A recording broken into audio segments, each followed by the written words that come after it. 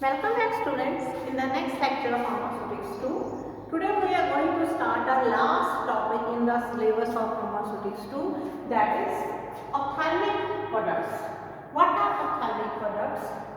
Products which are to be instilled into the eye in the space between eyelids and eyeballs. तो ophthalmic products basically क्या होती हैं जिन्हें हम अपनी आई के अंदर इंस्टिल करते हैं in the form of drops in the space between eyelid and eyeball. हमारी eyeball और eyelid के बीच में जो स्पेस होती है वहाँ पे हम इनको इंस्टिल करते हैं. इवन इनको आईज के वेरियस रीजन्स में इंजेक्ट भी किया जाता है. अगर हम देखें तो इनकी जो डेफिनेशन है वो पेरेंटल से मैच नहीं करती है. They are not parental by definition, पर इनकी जो रिक्वायरमेंट्स हैं, इनके जो कैरेक्टरिस्टिक्स हैं, वो सारे के सारे पेरेंटल प्रेपरेशंस के साथ मैच करते हैं. ये भी प्रोडक्ट्स जितने भी आप ऑप्थेल्मिक प्रोडक्ट्स बनाते हैं ये स्टरलाइट होनी चाहिए. इनकी भी ये बेसिक रिक्वायरमेंट है. तो ये जो प्रोडक्ट्स होती हैं बिल्कुल उसी मेथड से ये बनती हैं, उसी प्रिकॉशंस के साथ ये बनती हैं जैसे हम पेरेंटल प्रेपरेशंस को बनाते हैं. जो सर्जरी में हम सॉल्यूशंस यूज करते हैं ऑप्थेल्मिक सर्जरी में, उन सॉल्यूशन को मतलब प्योरली स्टरलाइट होना चाहिए. और इनके अंदर जो सर्जरी में यूज करते हैं उनके अंदर हम किसी तरह का कोई भी प्रिजर्वेटिव नहीं डालते हैं.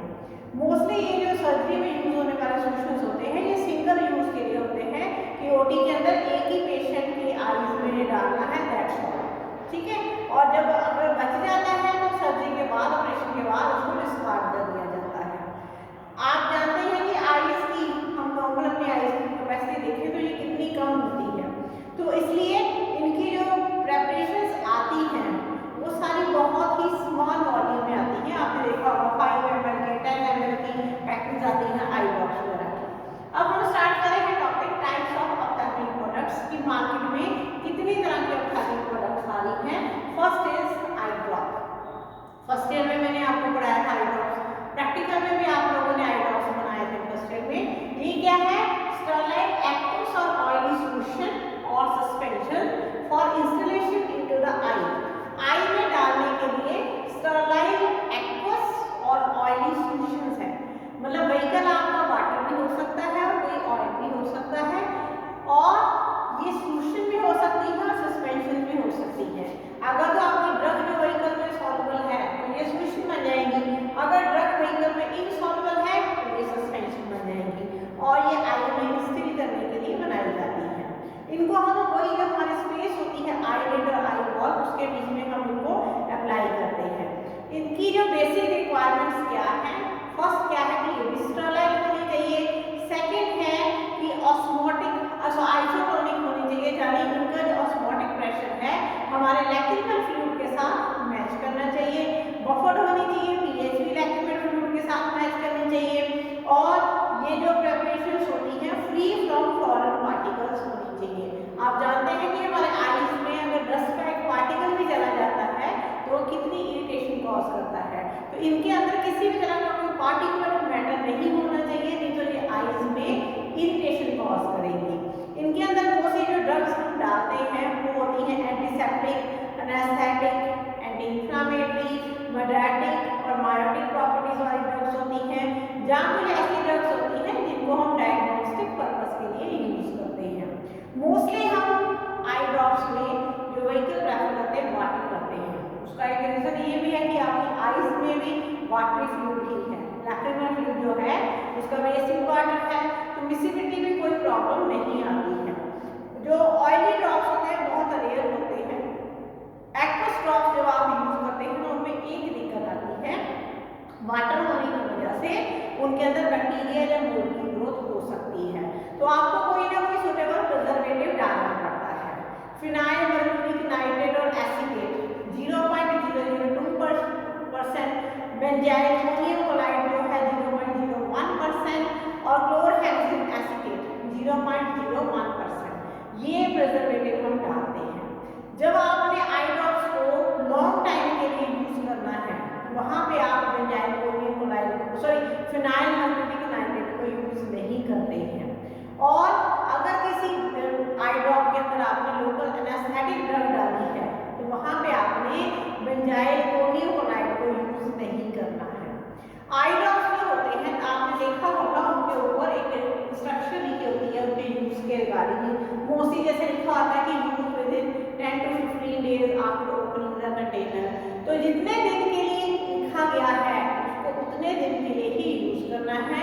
अगर पीछे कुछ बच भी जाती है अमाउंट, उसको डिस्कार्ड कर देना है।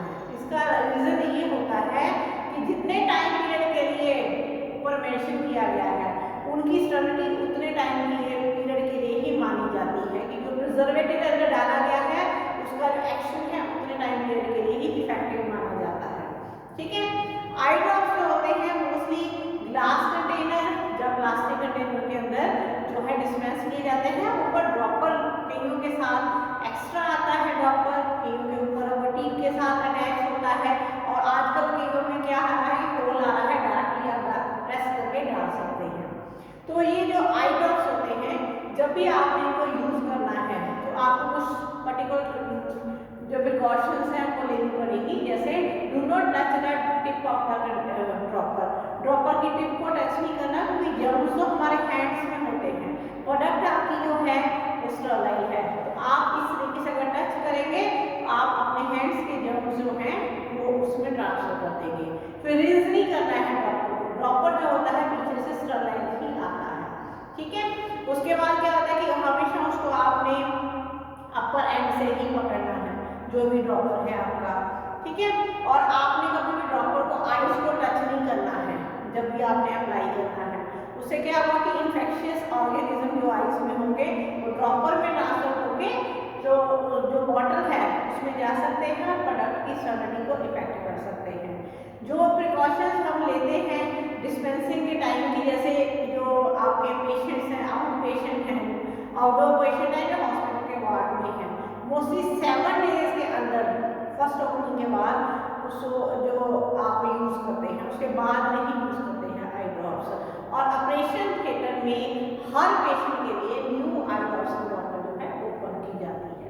ये है आपका first eye drops. Second type है आई लोशन। आई लोशन का दूसरा नाम है आई वॉश, ये भी फर्स्ट ईयर में आपने बनाया था। ये क्या है, स्टरलाइल aqua solution for irrigating the आई को इरिगेट करने के लिए स्टरलाइल एक्वा सॉल्यूशंस है। तो मोस्टली ये जो बनते हैं आपकी आईज में से फॉरेन पार्टिकल्स को रिमूव करने के लिए, आईज को वॉश करने के लिए यूज किए जाते हैं। तो जनरली ये क्लीन आई बाथ या स्टरलाइल फैब्रिक ड्रेसिंग की हेल्प के साथ जो है यूज किए जाते हैं, और आईज के ऊपर इनको फ्लो कराया जाता है क्विकली ओवर द आई। ठीक है, आई लोशन जो होते हैं मोस्टली कंसंट्रेटेड फॉर्म में ही मार्केट में सप्लाई होते हैं, और जब आपने इनको यूज करना होता है आप इनको equal volume of warm water के साथ डाइल्यूट कर लेते हैं, और ये उसी टाइम फ्रेशली प्रिपेयर किया जाता है। 2-3 डेज से ज़्यादा इसको नहीं रखा जाता, क्योंकि प्रोलॉन्ग स्टोरेज के ऊपर ये माइक्रो ऑर्गेनिज्म से कंटेमिनेट हो सकता है। आई लोशन भी आइसोटोनिक होने चाहिए, इनका ऑस्मोटिक प्रेशर आइस के जो फ्लूइड के साथ मैच करना चाहिए, फ्री फ्रॉम फॉरेन पार्टिकल होने चाहिए। आप लोगों ने पिछले साल सोडियम बाइकार्बोनेट आई लोशन बनाया था, इसके अलावा sodium chloride, boric acid, borax, zinc sulphate के आई लोशन भी मार्केट में आते हैं। थर्ड है आपका आई सस्पेंशन। अब आई सस्पेंशन जो बनाई जाती है ये कॉमनली नहीं बनाई जाती, कॉमन जो है आई ड्रॉप्स ही है। आई सस्पेंशन तभी बनाई जाती है when the drug is insoluble, drug is insoluble in the desired vehicle, जो व्हीकल आपने यूज किया है उसके अंदर ड्रग आपकी जो है इनसॉल्युबल है और अनस्टेबल इन सॉल्यूशन फॉर्म, वो वहां पे स्टेबल नहीं रह रही है, इसलिए आपको सस्पेंशन बनानी पड़ती है। और इवन कई बार क्या होता है कि अगर आप ड्रग का सस्टेन्ड एक्शन चाहते हैं तो वो सस्पेंशन की फॉर्म में बेटर होता है। तो अगर आप आई सस्पेंशन बना रहे हैं तो उसकी कुछ क्वालिटीज होनी चाहिए। फर्स्ट क्या है, स्टरलाइल होनी चाहिए, आप जानते ही हैं। सेकंड है आइसोटोनिक होनी चाहिए, इसका ऑस्मोटिक प्रेशर लैक्रिमल फ्लूइड से मैच करना चाहिए, बफर होनी चाहिए इसकी पीएच भी, और साथ में इसके अंदर प्रॉपर प्रिजर्वेटिव डाला होना चाहिए। इसकी विस्कोसिटी जो है जितनी आप डिजायर्ड विस्कोसिटी चाहते हो उतनी होनी चाहिए। उसके बाद है कि पैक इन ड्रॉपर टाइप कंटेनर, जो इसकी पैकिंग है जैसे आई ड्रॉप्स की पैकिंग है वैसे ही इसकी होनी चाहिए कि ड्रॉपर टाइप कंटेनर में इसको पैक करना चाहिए।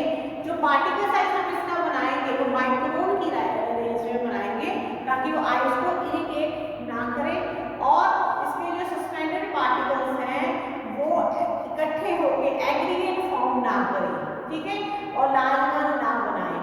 और लास्ट क्या है कि इसमें हमने जो डायरेक्शन ऊपर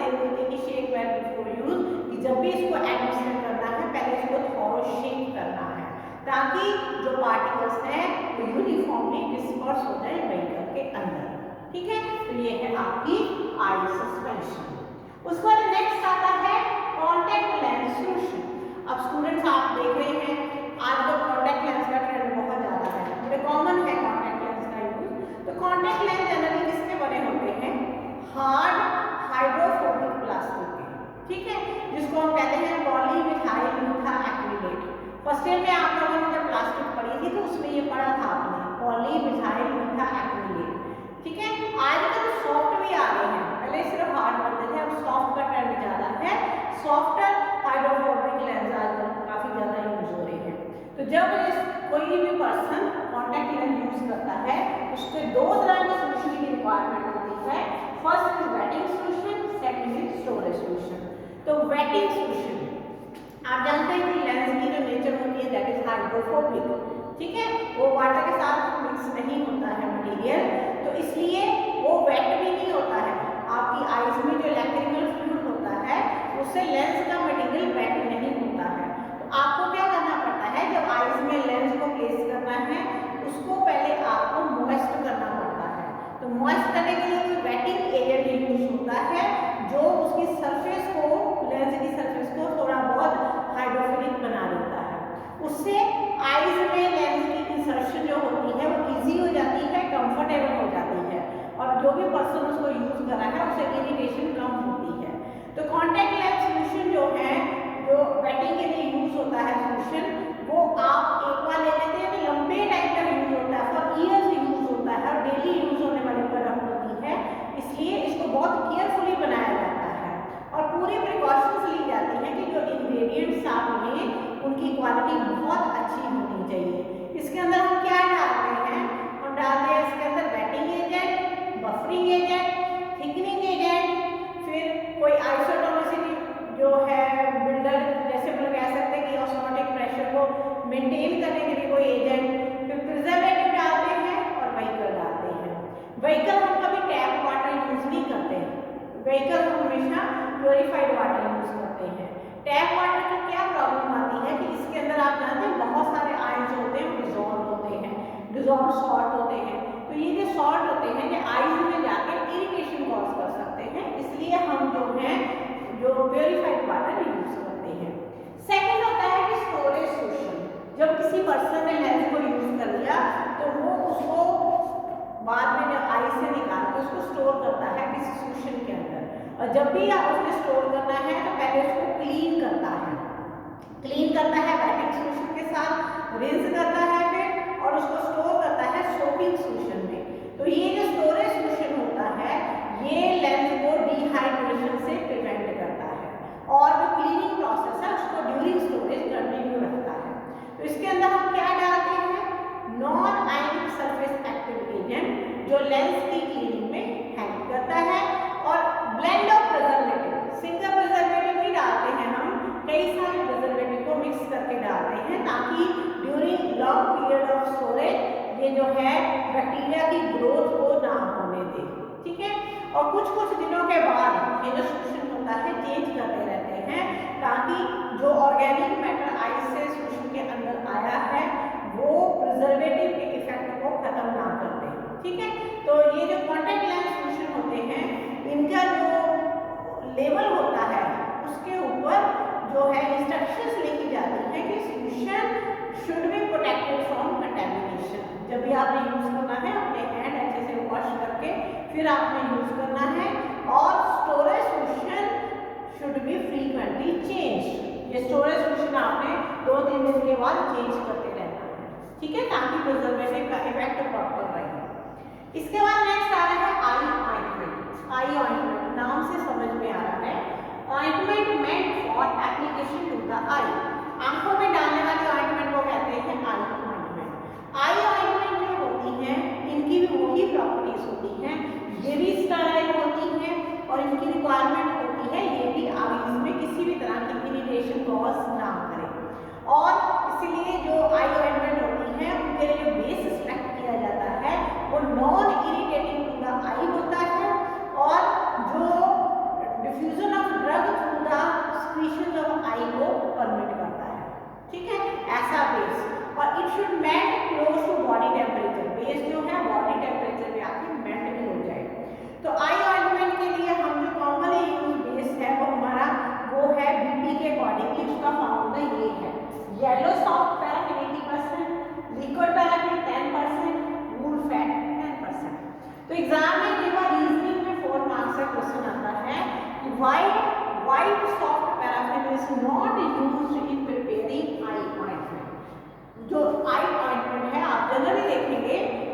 अंदर येलो सॉफ्ट पैराफिन यूज की जाती है, व्हाइट नहीं की जाती। इसका रीजन ये है कि white soft paraffin is prepared by bleaching of yellow soft paraffin. तो ब्लीचिंग एजेंट आप जानते हैं मोस्टली स्ट्रॉन्ग ऑक्सीडाइजिंग एजेंट्स होते हैं, स्ट्रॉन्ग केमिकल्स होते हैं। अगर उनके ट्रेसेस भी व्हाइट सॉफ्ट पैराफिन के अंदर रह गए तो वो भी जो पेशेंट है उसकी आईज में इरिटेशन कॉज करेंगे। इसलिए आईज को जो है जितना मर्जी उसको केयरफुली वॉश कर लो, फिर भी वो रह सकते हैं अंदर।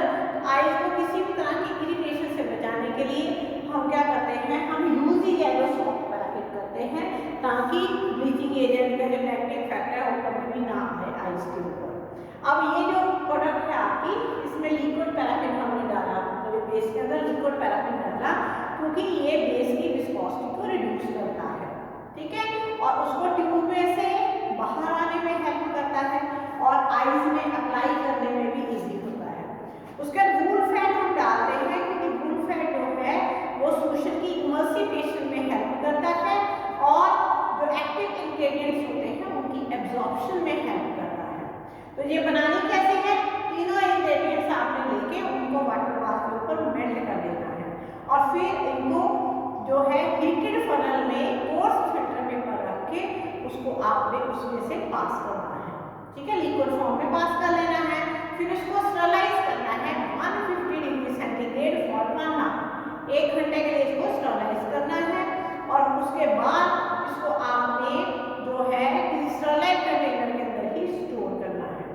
तो अब ये जो बन गया आपका बेस, इससे आगे आपने जो ऑइंटमेंट बनानी है तो उसके मेथड वही रहेंगे जो आप लोगों ने सेमी सॉलिड के चैप्टर में पढ़े थे, ट्रिट्यूरेशन मेथड, फ्यूजन मेथड, ठीक है।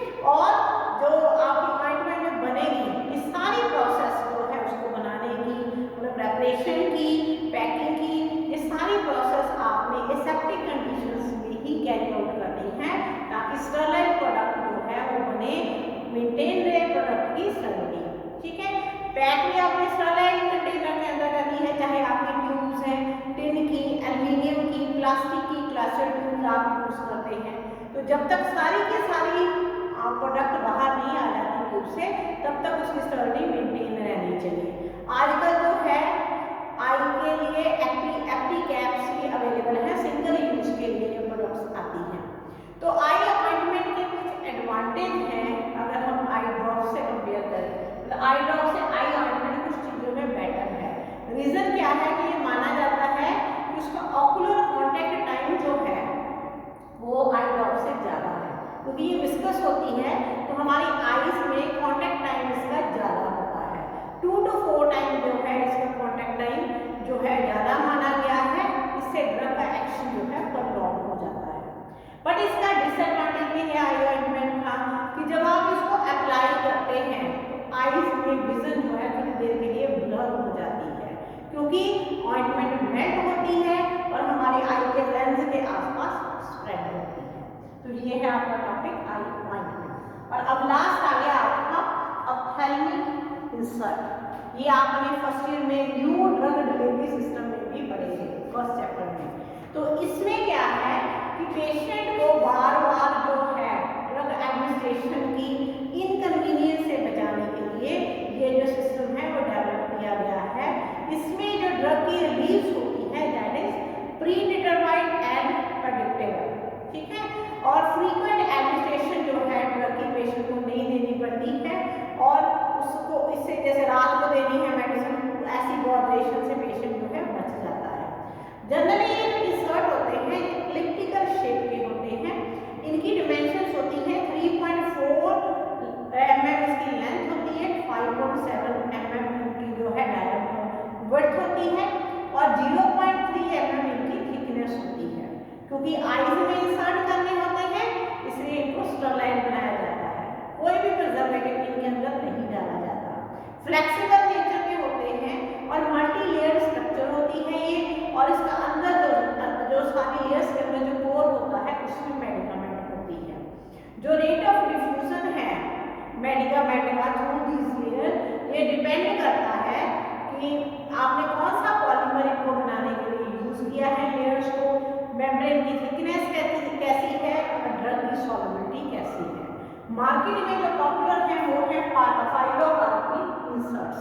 फाइलोकार्बी के इंसर्ट्स जो हैं वो ग्लूकोमा थेरेपी में काफ़ी ज़्यादा यूजफुल माने गए हैं। ये 7 डेज तक डिजायर्ड रेट के ऊपर ड्रग को रिलीज करते हैं। 7 डेज के बाद उनको रिप्लेस कर दिया जाता है। जैसे एक बार लगाए 7 डेज तक ये ड्रग को रिलीज करते रहे और 7 डेज के बाद उनको रिमूव कर दिया जाता है और इनकी जगह नया इंसर्ट आईज में लगा दिया जाता है। तो ये है आपका टॉपिक ऑप्थेल्मिक प्रोडक्ट्स। 16 मार्क्स का फुल क्वेश्चन इसके अंदर आ सकता है।